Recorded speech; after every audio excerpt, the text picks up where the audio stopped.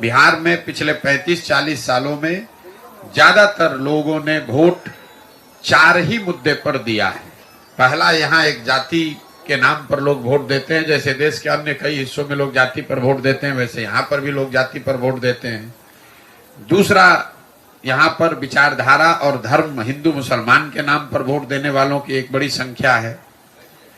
तीसरा, एक बड़ा वर्ग बिहार में ऐसा है जो लालू जी के डर से भाजपा को वोट करता है। वो भाजपा का वोटर नहीं है, वो वोट लालू जी के डर से करता है। भाजपा को इसलिए करता है कि वो किसी भी हालत में लालू जी के जंगल राज को वापस नहीं देखना चाहता है। और चौथा, यहाँ पर एक वर्ग है जिसमें ज्यादातर लोग मुसलमान समाज के हैं, जिनके पास मजबूरी है, वो भाजपा को वोट कर नहीं सकते हैं, तो भाजपा के डर से लालू जी को वोट करते हैं। वो भी लालू जी को चाहने वाले हैं या लालू जी को पसंद करते हैं, आरजेडी के वोटर है, ऐसी बात नहीं है।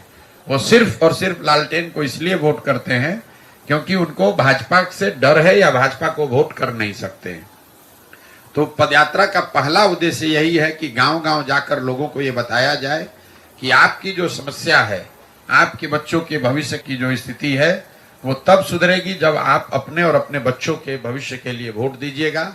वोट जिसको देना है दीजिए, लेकिन वोट अपने और अपने बच्चों के लिए दीजिए।